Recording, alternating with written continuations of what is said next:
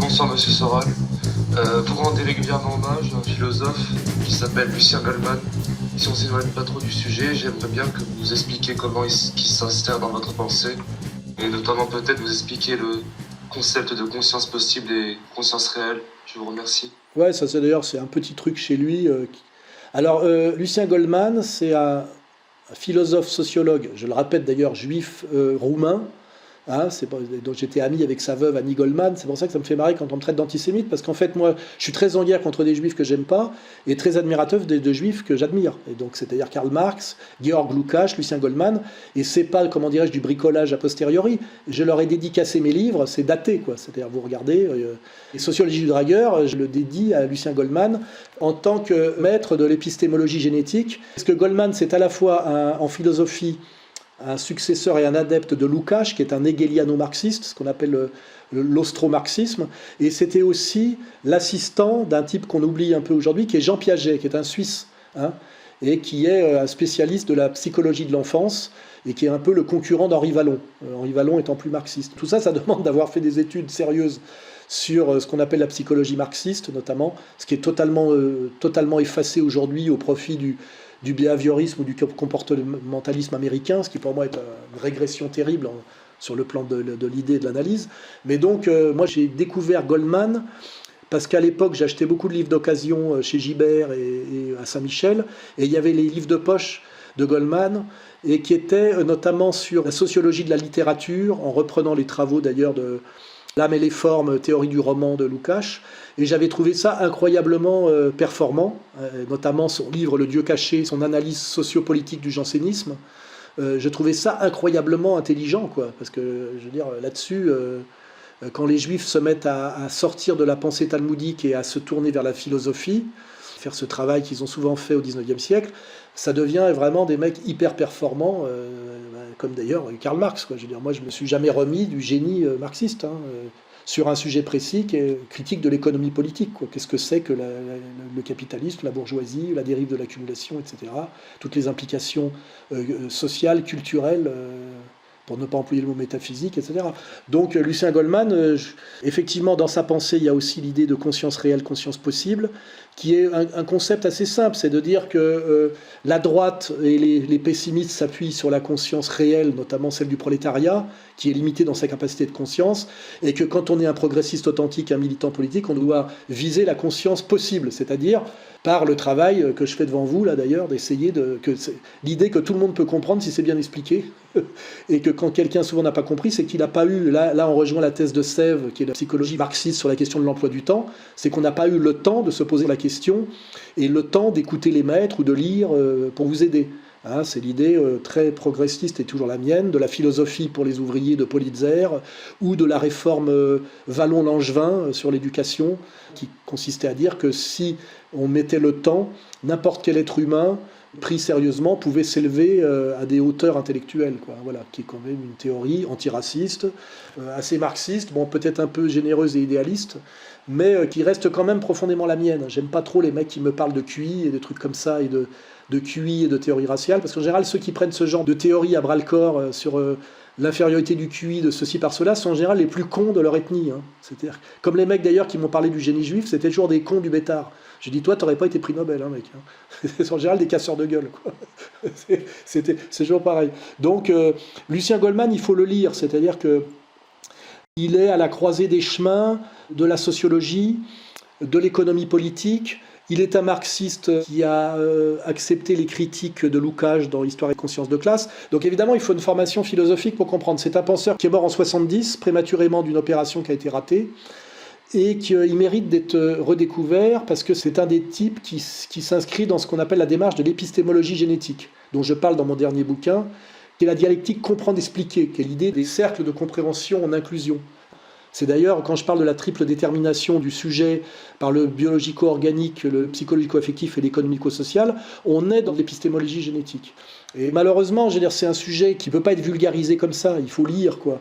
Mais c'est très intéressant parce que c'est une théorie de la connaissance qui permet de remonter du constat immédiat et par la dialectique comprendre-expliquer aux structures de plus en plus fines pour arriver à la fin à l'idée qui est commune à Piaget et sans doute d'ailleurs aussi à un penseur qui est oublié aujourd'hui, qui est Bachelard, qui est que quand on remonte à l'origine ultime de tout, on arrive aux mathématiques pures, hein, et que tout le monde est d'une façon ou d'une autre, avec plus ou moins de médiation, des mathématiques appliquées. Ce qui est d'ailleurs, voilà, dans mon dernier livre, voilà, qui explique que certains nous dominent parce qu'ils ont un dieu mathématicien, alors que nous, le processus qui a été le nôtre a été de tuer Dieu par les mathématiques. Voilà. Et ce qui d'ailleurs se retrouve chez les écrivains qui ont beaucoup d'intuition, notamment un auteur autrichien qu'on lit plus du tout aujourd'hui, qui est Robert Musil, qui a écrit un livre très important, puisque c'est un des 3 romans intégrales du XXe siècle, avec La recherche du temps perdu et l'œuvre de Céline, qui s'appelle, comme par hasard, L'homme sans qualité. L'homme sans qualité par rapport effectivement à... C'est Ortega y Gasset, si on veut, c'est le passage de la qualité à la quantité, c'est la modernité. Et qui dit bien que son projet, parce qu'il a d'abord été militaire, puis mathématicien, puis philosophe, c'est un chemin incroyablement intéressant. Il est mort de rupture d'anévrisme en faisant sa gymnastique, c'est marrant, j'aime bien. Et en fait, il disait que son travail, à travers son roman qui s'appelle L'homme sans qualité, est de réconcilier l'âme et la précision. Et ça, c'est très beau parce que c'est exactement, métaphoriquement, le sujet qui me passionne. Comment réconcilier la question de la transcendance qui est au cœur de toutes les religions et ne pas se défaire de l'outil de la modernité qui a permis la maîtrise des techniques qui fait l'admiration du monde entier jusqu'à hier, qui est les mathématiques appliquées. C'est-à-dire comment concilier, comment dirais-je, c'est dans mon dernier livre, c'est sans doute aussi la question du thomisme, l'amour et la raison. Vous voyez, comment ne pas séparer l'amour et la raison. Ce sont des questions très fondamentales, et c'est là qu'on voit les ponts, notamment entre Goldman, entre évidemment Piaget, Lukács, les néo-thomistes français, etc., etc. Et même quand je parle de gauche du travail et de droite des valeurs, ça rejoint aussi ça. Et d'où vient la crise contemporaine ? C'est d'avoir opposé les mathématiques appliquées à l'amour. Hein, c'est-à-dire, si la maîtrise des mathématiques appliquées qui donne cette puissance prométhéenne à l'homme oublie la question du nous, c'est-à-dire ce qu'on appelle chez nous la charité, c'est-à-dire le souci de l'autre, on arrive à la monstruosité dans laquelle on est aujourd'hui. C'est-à-dire que l'hubris de certains n'est plus au service du plus grand nombre, mais au service de leur écrasement, de leur mépris et de leur domination. Et là, on passe de Dieu au diable, quoi. C'est pour ça qu'en partant de Lucien Goldman et de l'épistémologie génétique, médiation par médiation, on peut arriver à la question du Christ. Hein. Voilà, et à la question que se posent des types comme pas Alex Jones, comment il s'appelle, le spécialiste du thomisme américain. C'est l'idée de... Jones, non ? Ouais, c'est ça. C'est cette idée, en fait, de quelle est la crise du monde moderne, c'est qu'on a tué l'amour, au lieu de mettre les mathématiques appliquées au service de l'amour et de jamais séparer les deux, on a abandonné l'amour au profit des mathématiques appliquées, ce qui donne une société technicienne, non pas au service du bien de tous, etc., mais une société technicienne monstrueuse, et qui rejoint l'idée de pourquoi les élites mondialistes aujourd'hui sont pédosatanistes. Et d'ailleurs, dans le militantisme LGBT, vous verrez dans les manifs qu'il y a 2 fois le drapeau LGBT avec le Baphomet. Ces gens-là se réclament de Lucifer, hein. Parce qu'effectivement, la société hétérosexuelle traditionnelle, c'est la société qui accompagne le Christ, Dieu, etc., qui pour eux est la religion à détruire à cause, soi-disant, de sa tartufferie, de ce qu'elle a couvert, etc. Et en fait, aujourd'hui, on voit très souvent associer la transgression LGBT et le satanisme. Et là, ça permet de le comprendre. Hein. Voilà. Donc, alors, ma question, en fait, c'est plus une pensée que j'avais.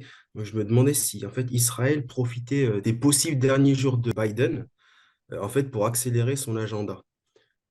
Oui, oui, c'est pas faux du tout, puisqu'en fait, les démocrates sont très, très positionnés, très liés à la question israélienne, et que même si Trump professe son pro-israélisme radical, il semblerait que par les décisions économiques et les décisions politiques qu'il a l'intention de prendre et qu'il avait l'intention de prendre, en fait, il nuise beaucoup plus profondément aux intérêts de la communauté juive.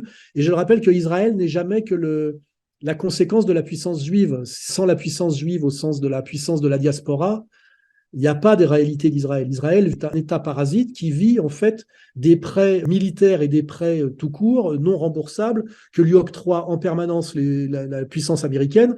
Et d'ailleurs, les associations afro-américaines intelligentes font bien remarquer que plus on a donné d'argent à Israël, moins on a donné d'argent pour les crédits sociaux pour les Afro-Américains.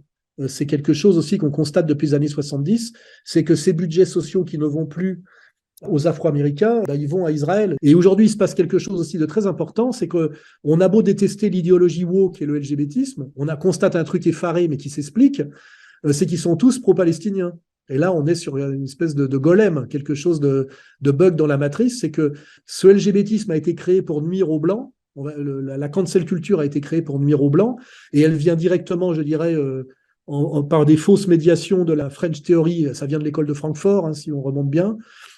Et ben finalement, ça se retourne parce qu'en fait, on l'a constaté avec Kenny West et d'autres figures, c'est qu'aujourd'hui, ils ne considèrent plus le juif comme un protecteur des minorités, mais comme le dominant des blancs, le blanc des blancs, celui qui dirige les blancs. Ce qui fait qu'aujourd'hui, on a basculé du juif de gauche de l'époque, juif de gauche protecteur des droits civiques, à juif désigné par les descendants des droits civiques, c'est-à-dire la nation of Islam de Farrakhan, si on veut, comme le responsable de leur souffrance aux États-Unis. Et ça donne à un moment donné ces LGBT qui arrivent avec des drapeaux LGBT, là, en se déclarant pro-palestiniens, et même la petite Greta Thunberg, eh ben, elle milite pour la Palestine en ce moment. Ce qui est là, on a l'espèce de bug dans la matrice de gens, effectivement, qui, à force de manipuler tout le monde et de monter tout le monde contre tout le monde, à un moment donné, se prennent un peu les pieds dans le tapis, quoi. C'est-à-dire que ça devient compliqué, et c'est ce qui produit ces effets dévastateurs finaux qui se répètent à travers l'histoire. Je me rappelle que j'avais été condamné par le tribunal parce que j'ai dit que tous les 50 ans, les Juifs rencontraient des problèmes où qu'ils soient et pas quoi qu'ils fassent d'ailleurs, où qu'ils soient, en faisant toujours la même chose et qu'ils auraient se posé la question de leur responsabilité. Je l'avais dit de manière un peu brutale, mais c'était le sens de Bernard Lazare. J'ai pris une grosse condamnation. Et Rav von Chaya dit c'est pas tous les 50 ans, il dit c'est tous les 33 ans. Expulsion. Chaque tache noire, c'est une expulsion forcée. Tu en as 15. Entre l'an 1500, tu as 15 expulsions forcées. En moyenne, tous les 33 ans, tu as un ange qui vient, coup de pied aux fesses, tac, tu dégages. Donc au tribunal, je m'étais excusé en disant que je m'étais trompé sur la périodicité, mais que pour citer un talmudiste émérite qui est le Rav von Chaya, dont j'ai découvert qu'il était non seulement originaire de Lausanne avant d'avoir une yeshiva en Israël, mais qu'il habitait ma rue à Lausanne. J'aurais pu le croiser il y a quelques années, donc c'est assez drôle. D'ailleurs, puisqu'on en est aux anecdotes, je vais vous raconter une petite histoire parce qu'elle est savoureuse. Il y a quelques années, alors je vais dire une dizaine d'années peut-être, une dizaine d'années, je me baladais à Paris au-dessus de la place Clichy parce que j'avais un ami qui tenait un bar-restaurant qui s'appelait le Bistrot des Dames, rue des Dames pour ceux qui connaissent, qui est mort depuis, un camarade à moi, et je croise dans la rue un petit juif orthodoxe qui me dit « Vous êtes Alain Soral ». J'étais un peu inquiet, puis en même temps il avait un regard assez chaleureux. Donc je lui dis « Oui, on était sur le trottoir ». Et il me dit je suis un élève de la yeshiva du Rav von Chaya. Je dis ah bon? Et il vous respecte beaucoup, il me dit. Je dis ah, c'est étonnant. Et il me dit tiens, je vais vous dire quelque chose qui va peut-être vous intéresser. Le Rav, enfin ça venait de son Rav là, et il m'a dit en numérologie kabbalistique, vous avez le même numéro qu'Adolf Hitler. Et il m'a dit ça avec un sourire radieux. Et donc je l'ai pris pour quelque chose. Je l'ai pris pour un compliment. Et ça, c'est voilà, petite anecdote véridique que je vous livre parce qu'il est 22h43. Voilà, donc c'est-à-dire que le Rav von Chaya se dit au moins Soral n'est pas un con d'antiraciste de gauche, au moins il croit à l'eschatologie, quoi. C'est-à-dire que quelque part, je suis un adversaire respectable. Parce que je crois qu'il n'y a pas un antiraciste de gauche laïque, je pense qu'il n'y a pas plus méprisé par un juif religieux, quoi. Je veux dire, profondément, même s'il lui dit merci camarade de nous aider dans la lutte contre l'antisémitisme, je pense que leur mépris souverain va à ce genre de type. Hein.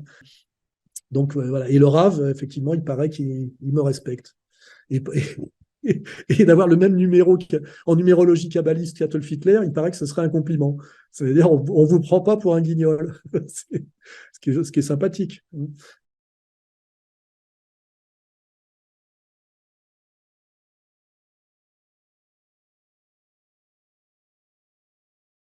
Mélenchon, fin de la gauche, j'en sais rien. C'est peut-être la renaissance de la gauche. Hein. Moi, je joue pas Mélenchon perdant. Hein. Je joue que Mélenchon fait un calcul risqué, qu'on peut dire à la fois doriotiste et gaulliste, de jouer la marginalisation des médias et de la puissance sioniste française pour justement que le peuple français, peut-être auquel il croit encore, ce peuple fondamentalement de gauche, parce que le français est profondément antiraciste, hein, finalement le rallie. La carte qui joue en ce moment, c'est pas le vote musulman, c'est la carte du sursaut de la France profonde qui est profondément de gauche. Alors que les autres font un mauvais calcul, parce qu'en fait, ce qui est de droite sioniste en France, ce sont les élites traîtres. On les voit tous se pavaner en ce moment, mais c'est pas. En fait, je dirais que le pro-palestinisme de Mélenchon, c'est la même logique que la France des Gilets jaunes. Hein. Je pense que si vous interrogez les Gilets jaunes, ils sont tous pro-palestiniens. Hein. Je n'imagine pas un Gilet jaune sioniste. Hein. Donc je pense que, contrairement à ce qu'on croit, Mélenchon joue réellement le pouvoir, mais le pouvoir qui se serait émancipé de la tutelle du Grand Orient de France et de la tutelle du CRIF, qui lui a toujours fait jouer les seconds rôles, alors qu'il a une capacité de premier rôle, parce que c'est facile à démontrer. Hein. Si à l'époque, le candidat du Parti socialiste, qui faisait 6%, s'était retiré, c'est lui qui était au deuxième tour face à Macron. Et au deuxième tour face à Macron, lui pouvait gagner, alors que Marine ne pouvait pas. Donc c'est un type qui sent qu'il a le potentiel de jouer les premiers rôles en France, à qui le pouvoir qu'il a créé ne lui fait jouer que les seconds rôles. Donc on est comme un acteur de cinéma qui pense qu'il peut jouer les premiers rôles et qui veut s'émanciper du producteur qu'il cantonne au second rôle. Et pour lui, jouer les premiers rôles aujourd'hui, c'est s'émanciper radicalement de la tutelle du CRIF, du Grand Orient et du sionisme français, et c'est jouer finalement au-delà du woke et du cancel et du LGBT qui veut lui faire la peau, c'est de jouer la carte 100% gilet jaune pro-Palestine. Et de ce point de vue-là, je pense que c'est un grand politique, contrairement à ce qu'on croit, c'est même le dernier grand politique. Alors que Marine et Bardella sont des petits tapineurs qui simplement rejoignent le pouvoir d'aujourd'hui. Mais le pouvoir d'aujourd'hui est un pouvoir déclinant. Ils n'ont pas mesuré le paramètre russe, parce que c'est pareil, si Mélenchon, à un moment donné, se rapproche du pouvoir par les gilets jaunes et la cause palestinienne, eh ben, il est aussi dans les petits papiers quelque part de Poutine. Il a tout ce passé bidon, mais quand même ce passé de gauche sociale qui fait qu'il peut être très facilement raccordé à la gauche russo-chinoise. Alors que beaucoup plus difficile pour lui serait de rallier les néocons américains et même cette gauche LGBT américaine qui n'est pas du tout sa famille. Lui-même aujourd'hui, dans l'alliance de la NUPES, est un type qui est menacé par les LGBT, les cancels, etc. Incarné d'ailleurs par des gonzesses, hein, par, comment elle s'appelle, Clémentine Autain, etc. Donc la carte que joue en ce moment Mélenchon est une carte stratégiquement intelligente, peut-être même gagnante, et en plus honorable, parce que ça devient vraiment le vrai chef de la vraie gauche. Et je rappelle que la France est un pays de gauche. Hein. C'est ce que d'ailleurs comprennent pas des types, on va dire, des identitaires, etc. C'est qu'en fait, la France est un pays de gauche, au sens chrétien laïcisé. On a inventé les droits de l'homme. Voilà, on est majoritairement le français de gauche. Et Zemmour, d'ailleurs, prouve qu'il n'est pas français. Si Zemmour avait un jour été traîné un peu avec le peuple de France, comme moi je l'ai fait dans les salles de boxe, ou aussi en fréquentant des mecs du monde du travail pour des raisons de déclassement, il aurait vu qu'en fait, tu fais pas confondre à un Français de base un extrémiste musulman et son pote avec qui il travaille, qui est parfois d'origine africaine et musulman du quotidien. Parce qu'en fait, Zemmour vit dans le 17e arrondissement, rêve comme le Marcel Proust de cooptation bourgeoise d'élite, c'est le même côté nouveau riche juif, mais il ne connaît pas le peuple de France, il ne le connaît pas. Il confond la France et la bourgeoisie nouveau riche du 17e arrondissement. Et il ne sait pas ce que c'est que la France profonde. La France profonde existe et je vous garantis qu'en fait, Mélenchon, c'est elle qui parle en ce moment. Et je ne pense pas du tout que, contrairement à ce que disent tous les médias, là, qui sont de toute façon des médias menteurs, hein, qui nous ont dit que Trump avait été battu aux élections, que moi j'étais d'ultra-droite, que je sais pas quoi et je sais pas quoi. En fait, Mélenchon joue la carte du pouvoir aujourd'hui. Il s'émancipe pour essayer de jouer la carte du pouvoir. C'est toujours une carte dangereuse. Hein. C'est la carte de Gaulle qui part à Londres pour essayer finalement de gagner sur le long terme sur Pétain, etc. Quoi. Mais je crois que c'est ça. L'autre carte, c'est Geert Wilders, évidemment. Hein. C'est le tapin intégral. C'est-à-dire que Mélenchon, c'est quelque part l'anti-Marine et l'anti-Geert Wilders. Et ce qui est triste, c'est que moi qui suis un anti-mélenchonien radical, je me retrouve aujourd'hui plus proche de Mélenchon que de Marine, quoi, et de Bardella, qui nous a beaucoup déçus. Et on voit très bien que la feuille de route qu'a donnée Main qu'à Marine, c'est Mélanie. Madame Mélanie est rentrée dans le rang. Alors elle fait des mesures symboliques en matière sociétale ou en matière morale que j'aime pas tellement, mais pour le reste, elle n'a en rien bougé le positionnement de l'Italie. Et je crois, de ce point de vue, que la vraie question qu'il faudrait poser à Madame Le Pen, puisqu'elle veut accéder au pouvoir, c'est: acceptez-vous, comme Madame Mélanie, de dire l'Alliance Atlantique est fondamentale, la construction européenne est fondamentale et la politique budgétaire doit demeurer raisonnable? Autant de choses qu'elle ne dit pas. C'est ce que je veux dire. Et je pense qu'il y a une très grande différence entre Madame Mélanie et Madame Le Pen.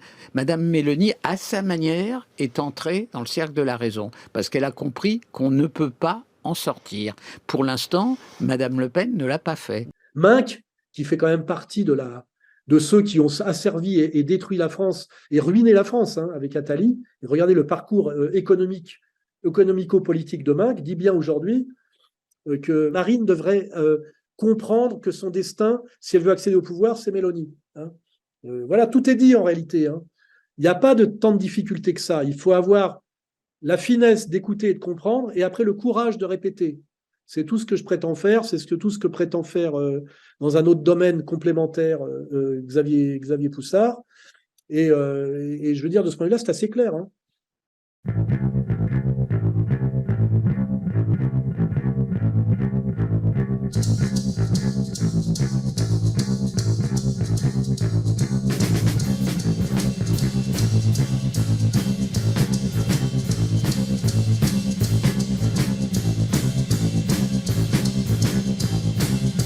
Cool.